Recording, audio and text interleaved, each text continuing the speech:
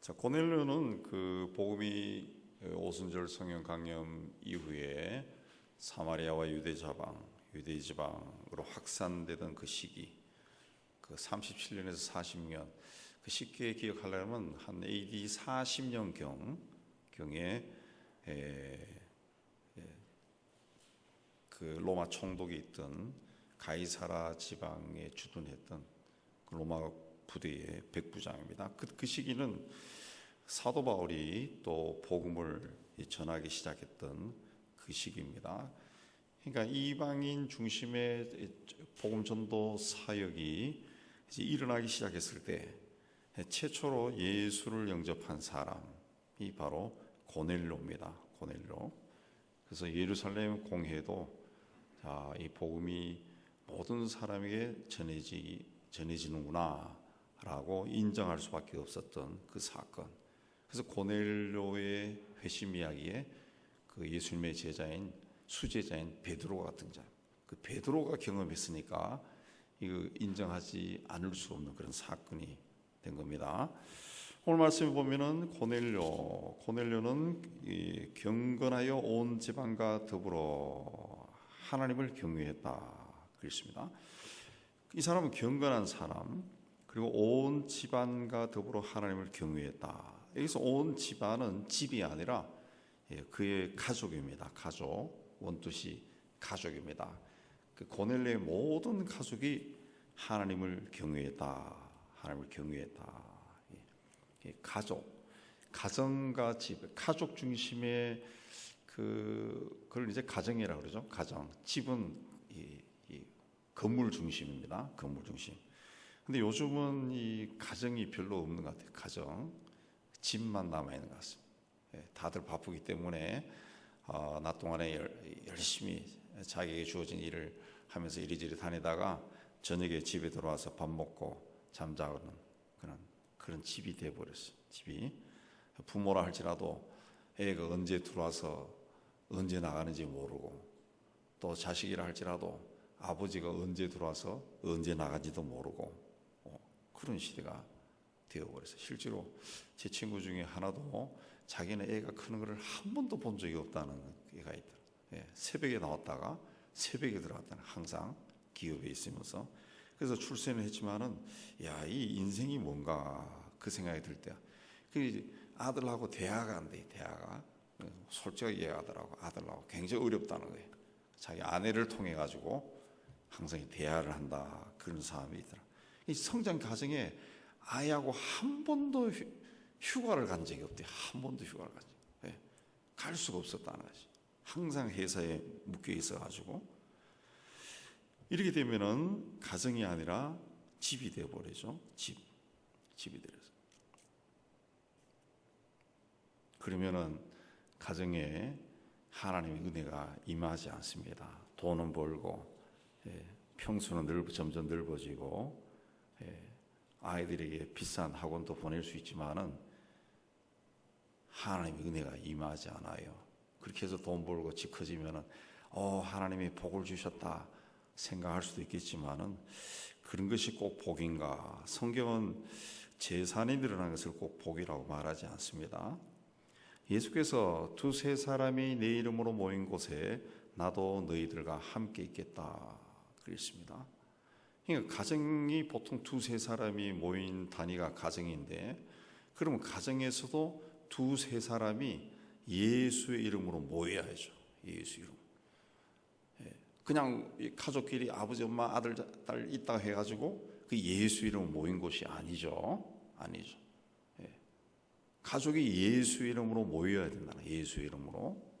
예수 이름으로 모여서 꼭 예배를 드려라, 그런 것이 아니라 가족들이 모였을 때 그 예수의 이름으로 모이는 시간이 있어야 된다. 예수 이름으로 모여서 같이 기도도 하고 찬송도 하고, 그리고 서로의 삶이 어떤가 이야기하고, 부모가 가이드도 해주고, 아이들이 경청하고, 또 아이들이 이야기하고, 그리고 마지막에는 이제 기도하면서 끝내주고.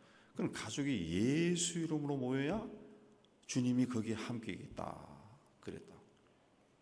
돌아보면은 우리가 결혼해서 아이 낳고 쭉 성장해서 시집장가 보낼까지 쫙 살지만은 예수 이름으로 우리 가족이 모였던 적은 한 번도 없어요. 한 번도 없어요.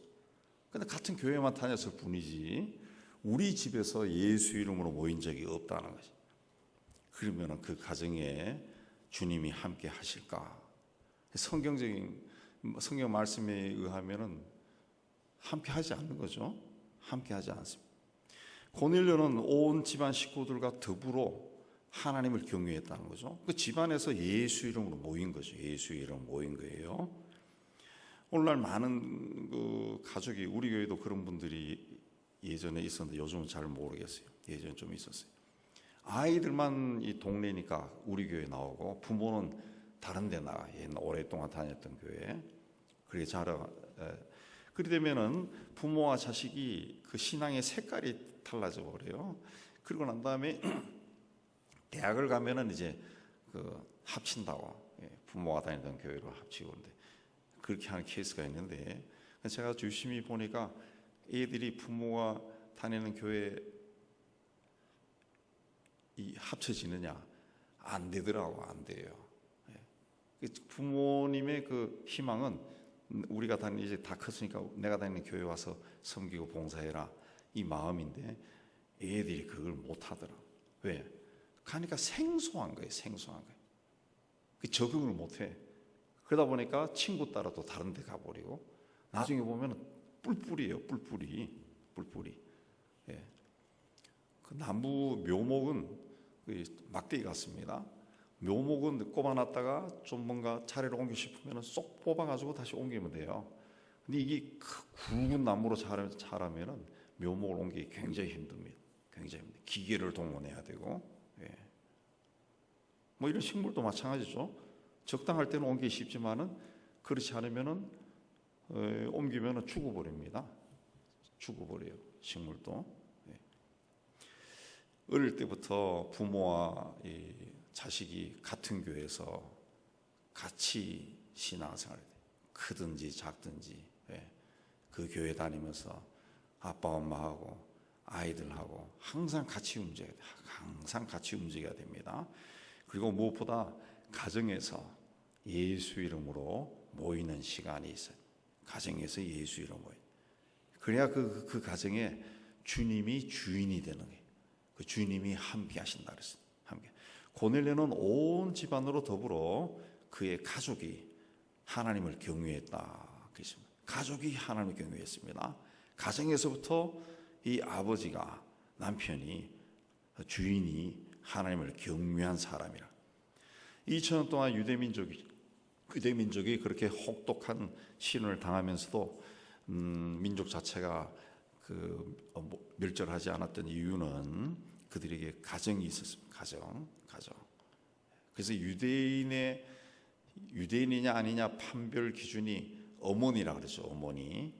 유대인들은 모계가 유대인이면은 유대인입니다. 아버지가 유대인이면 유대인을 안 받아주는데 까다로운데, 엄마가 유대인이면은 유대인이 돼요. 엄마가 유대인이면은. 왜냐하면 2000년 동안 얼마나 전쟁이 많았습니다. 전쟁도 엄청나게 많고, 뭐 뿔뿔이 흩어지고, 남자들은 계속 죽는 거예요. 그냥 죽는 거예요. 그 여자로부터도 쭉 내려오는 그 여자 교육이 유대인들에게는 굉장히 중요하죠. 여성들에 대한 교육이. 그래서 지금 2000년이 지났지만 지금 또 자신들의 문화와 전통과 신앙을 그대로 가지고 있는 족속이 이 유대인. 우리 이 악한 시대에 우리가 하나님 앞에 경건한 백성으로 설 수 있기 위해서 지켜야 할 것은 이 가정입니다. 가정을 지켜야 돼요. 가정을 잘 지키면 가정이 우리를 지켜줘요. 우리 자녀를 지키고, 교회를 지키고, 사회를 지키고 그렇습니다. 저는 우리 가정에서 두세 사람이 예수 이름으로 모여야 돼요. 모이는 시간이 있어야 돼요. 정말 있어야 됩니다. 그런 가정이 경건한 가정입니다. 뭐 이력서 안에 기독교라고 다 적는 게 경건한 가정이 아니라 집에서 예수 이름으로 모이는, 그런 시간이 있어요. 예수 이름 모여야죠. 그 쉬운 것 같아도 쉽지 않습니다. 아직 결혼하면서부터 하면 좋지만은 그렇지 않으면은 그게 아이들이 크고 뭐 시집 장가 가고 했을 때는 그게 참 쉽지 않지만은 원래 여러분이 기도할 때는 가만 돌아보니까 하나님 우리 집에서 예수 이름으로 모인 적이 없네요. 모인 적은 있겠죠. 한갑잔치, 칠순잔치 그때만 모여서 예배 드렸겠지. 또 신방 받았을 때. 근데 모든 가족이 모여서 해야 된다는 것이. 해야 돼. 그래서 가정교회 한 10여 년부터 일어난 가정교회 운동에서는 핵심이 바로 가족 신앙입니다. 가족. 구역 예배나 신방도 온 가족이 있을 때 받아라 이거죠. 온 가족. 그러니까 항상 이 저녁 시간에다. 많은 교회들이 신방을 낮에 부인 혼자 있을 때 가지만은 저녁 시간에 간다. 저도 제가 부목사 시절에 그 신방 가면은 꼭 부인이 혼자 있어요. 부인이. 그럼 제 혼자 생각에 그 생각에도 물론 권사님이 같이 가고 그랬지만 아유 이 남편도 없는 집에 내가 왜 이렇게 가서 일을 뭐 하는 건가 그런 생각이 들어서 저는 신방 가는 걸 되게 싫어했어요. 되게 싫어했어요. 안 갔다고 잘 안 갔다. 그리고 저녁에 간 적이 많습니다. 또 그 저하고 생각이 같은 권사님 나이 드신 권사님이 있어서 아니 집에 아무도 없는데 뭐하러 가? 그래서 저녁에 그분이 있을 때는 거의 뭐 밤 12시까지 같이 신방을 다니고 있어요. 저녁에 퇴근해서 부부가 있을 때 부부와 애가 있을 때 그 집에 가서 찬송 부르고 그게 성서적이죠. 두세 사람이 있는 곳에 나도 있다. 그때 1년에 몇 번이라도 그 집에 주님이 함께 하시는 그런 은혜가 내려야죠. 내려야죠. 원래는 여러분들도 기도하시면서 우리 집에 우리 가족들이 예수의 이름으로 모이는 시간 그 시간을 좀 만드시기 바랍니다. 꼭 예배를 안 해도 되고 꼭 부담을 가질 필요 없고 성경 한 장이라도 같이 한번 읽어보던가 아니면 같이 대화라도 해보던가 꼭 예수 이름으로 모여서 마지막에 뭐 주기도를 하든가 해서라도 그렇게 해야 됩니다. 고넬료는 온 집안과 더불어 하나님을 경외했다. 이게 경건한 겁니다.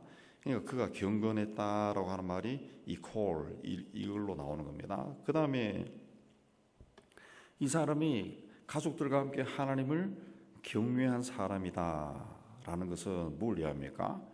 이 사람의 품성이 온유하다는 걸 이해합니다. 술을 좋아한다든가 화를 잘 낸다든가 뭐 툭하면 소리를 빽빽 지른다든가 이런 사람이라면은 가족들이 피하죠. 가족들이 피합니다. 뭘 하면 그냥 뭐 반찬 투정을 하고 뭘 성질만 버럭버럭 내면은 가족들이 그 아버지 또 뭐 아들이 그런다면 아들을 그 만나는 게 막 불편해. 가족이라 할지라도 막 힘들어요.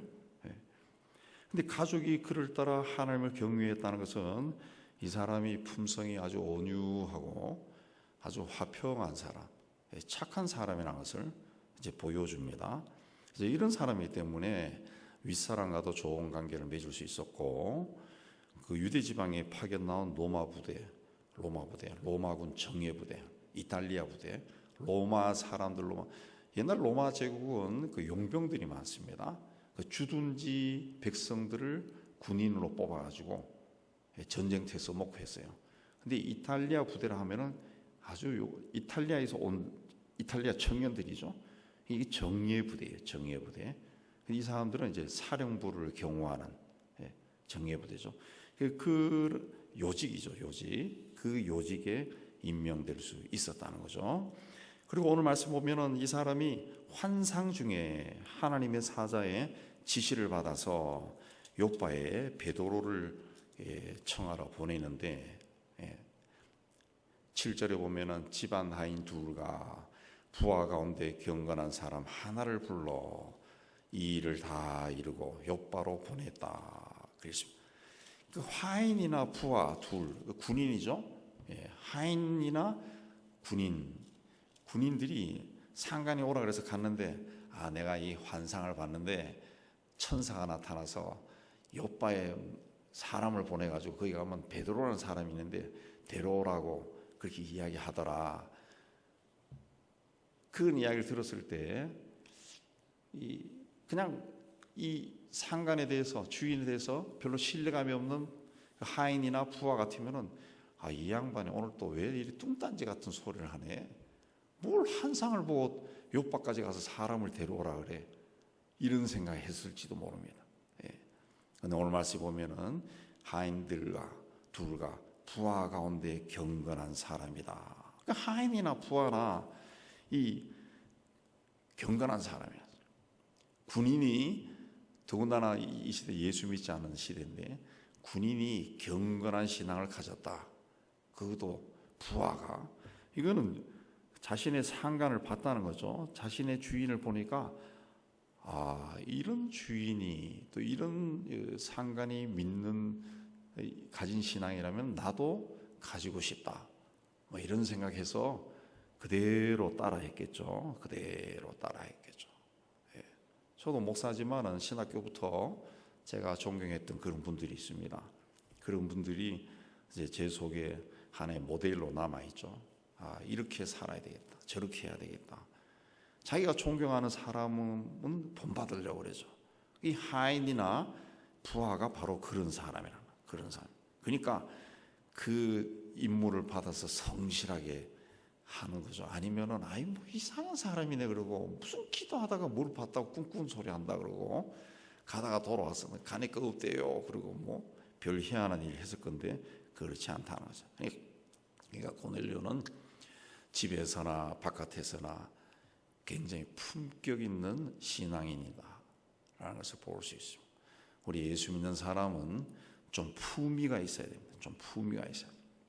좀 세속적인 모습, 내가 가지고 태어난 것이 이제 죄의 본성이 내 안에 있기 때문에, 또 우리 집안에 내려오는 어떤 우리 아버지 어머니로부터 받은 그런 좋은 것도 있겠지만 좋지 않은 기질도 있을 겁니다. 그런 것들이 툭툭 이제 튀어나와서 나올 때가 있겠지만은, 그래도 근본적으로는 내가 주님을 믿는 사람으로서 이런 일은 하고 이런 일은 하지 말아야 되겠다라는 어떤 가이드, 그 선은 가지고 있어야죠. 그걸 가지고 이제 그렇다고 해서 사람이 한꺼번에 확 변하는 건 아니지만은 오랜 세월 동안 그 가이드를 정하고 그 선을 넘지 않으려고 애를 쓰면은 그게 그 사람의 어떤 품격이 되는 거죠. 품위가 되는 어떤 격이 되는 거죠. 신앙 인격이 되는 겁니다. 신앙 인격. 누가 그걸 인정하든 안 하든 상관없이 나는 그렇게 사는 거죠. 그걸 가지고 또 뒤에서 궁시렁 그런 사람도 있겠지만은 그런 것도 신경 쓰지 말고 나는 그렇게 사는 겁니다. 그게 이제 결국 사람들부터 인정받는 거죠. 이 고넬료가 집안의 하인이나 부하로부터 인정받았던 것처럼. 그다음에 고넬료는 또 이 경건한 사람인데 백성을 많이 구제했다. 이 구제했다는 것은 필요한 사람에게 도움을 줬다는 겁니다. 필요한 사람에 도움을 주되 후한 도움을 줬다는 겁니다. 후하게 도움을 줬다. 그랬습니다. 후하게. 자기가 할 수 있는 대로 넉넉하게 해줬다. 그랬습니다. 이렇게 한 것을 하나님이 기억했다. 그랬습니다. 유대인들은 하나님을 움직이게 하는 것이 세 가지가 있다. 그럽니다. 하나는 회개고, 하나는 기도고, 하나는 구제다. 그렇습니다. 회개와 기도와 구제다. 그렇습니다. 하나님이 이 세 가지를 다 좋아한다. 그랬습니다. 이 마지막 때가 되면은 사람들이 자기를 사랑한다고 디모데서에 되어 있습니다. 자기를 사랑한다. 다르게 하면 이기적이라는 거죠. 이기적. 우리나라의 고소와 고발이 세계 최고라는 이야기 여러분 들어보셨을 거예요. 무고죄도 세계 최고다. 그렇습니다. 오늘날 우리나라가 선진국이 되어 있습니다. 나는 우리나라가 선진국인지 아직도 별로 실감이 안 나는데 여하튼 선진국, 통계상으로는 선진국이고, 뭐 어떤 통계는 뭐 7위권 안으로 들어간다는 그런 통계도 나오더라고요. 그게 실감이 별로 안 나요. 실감이 안 나는데 어쨌든 그렇게 되어 있다. 그러니까 2차 대전 후에 이 빈국에서, 개발도상국에서 선진국까지 들어간 나라는 우리나라밖에 없다는 거죠. 중진국 정도는 된 나라가 있답니다. 가난한 나라에서 개발도상국 정도까지 올라간 나라들도 좀 있는데 선진국까지 진입한 나라는 우리나라밖에 없다는. 근데 우리나라가 선진국 그 선에 선진국 라인 안에 들어선 때가 언제냐? 20년밖에 안 돼. 20년밖에 안 돼. 이게 그야말로 천지가 개벽할 일이 일어난 겁니다. 왜 이런 일이 일어나는지 이건 설명이 안 돼요. 뭐 통계적으로 쭉쭉쭉 할 수도 있지만은 그 통계에 해당되는 나라들은 상당히 많거든요. 근데 우리가 그렇게 들어섰다는 거죠. 들어섰다. 그래서 어떤 사람들은 이거는 하나님이 하신 일이다. 하나님이 하신 일이다.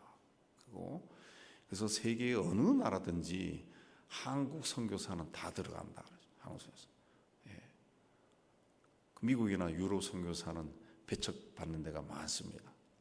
많다고. 왜냐하면 하도 그 약탈을 많이 해가지고 약탈을 많이 해서.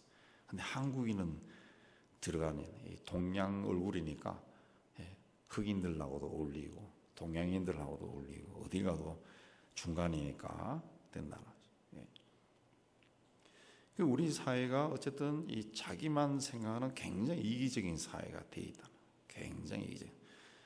근데 지금 세계적으로 NGO, 비정부기구, 그 구호단체는 거의 대부분이 기독교에서 나오고, 서구 기독교에서 나오고, 서기독교. 세계적으로 유명한 옥스팜 같은 경우도 옥스포드에 있는 교회 몇몇 교회가 모여가지고 2차 대전 때 구호 활동을 시작한 겁니다. 다 뭐 대단한 것이 아니라 자기 집에 있는 옷을 모아가지고 없는 사람 나눠주고 빵을 만들어주고, 그게 이제 점점 커져가지고 세계적인 단체가 돼요. 티어폰트도 마찬가지. 월드 미션이라고 하는 것은 우리나라에서 한경직 목사님이 전쟁 후에 시작한 거죠. 한경직 목사. 그게 굉장히 많다는 거죠. 그러니까 우리 기독교인은 근본적으로 구제 활동을 해야 돼요. 많은 사람들 구제 활동을 해야 된다는 거죠. 해야 된다.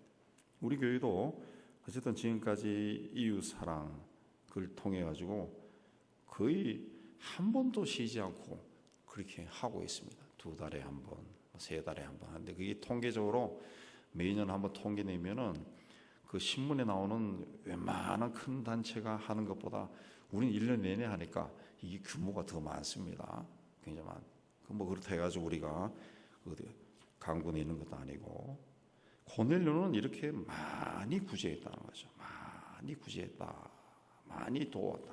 그렇습니다. 어제도 이야기했지만은 이게 사람을 많이 도우면은 정말 그 사람을에 대해서 진심으로 고마워하는 사람들이 다 고마워하진 않지만은 한두 명은 있다. 한두 명은. 그럼 도로가 죽었을 때 사람들이 와서 막 울었다 하는 것처럼 그런 사람도 있다. 그 다음에 고넬료는 하나님께 항상 기도하는 사람이었다. 항상 기도한다. 고넬료는 이탈리아 사람입니다. 이스라엘을 지배하러 왔던 사람이에요. 근데 이스라엘을 식민지 백성이 믿는 하나님을 믿었습니다. 믿고 이 사람이 항상 기도했다. 3절을 보면은 제9시쯤에 기도하다가 환상을 봤다. 9시쯤에 기도하다가 본 겁니다. 9시는 오후 3시입니다. 3시. 유대인들의 그 시간 개념은 저녁부터 시작하는데 저녁 6시부터 다음날 아침 6시가 밤이고 아침 6시부터 저녁 6시까지가 낮입니다. 낮입니다.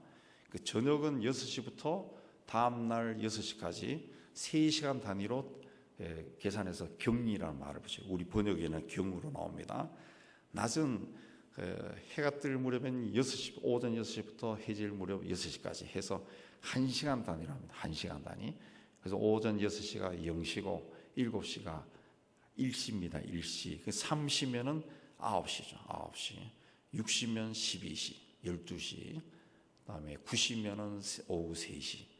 예수께서 3시, 그러니까 오전 9시에 십자가에 못 박혔고 6시, 정오 무렵부터 오후 3시까지 온 땅에 어둠이 임하셨고 오후 3시에 운명했습니다. 6시간 동안 십자가에 있었죠.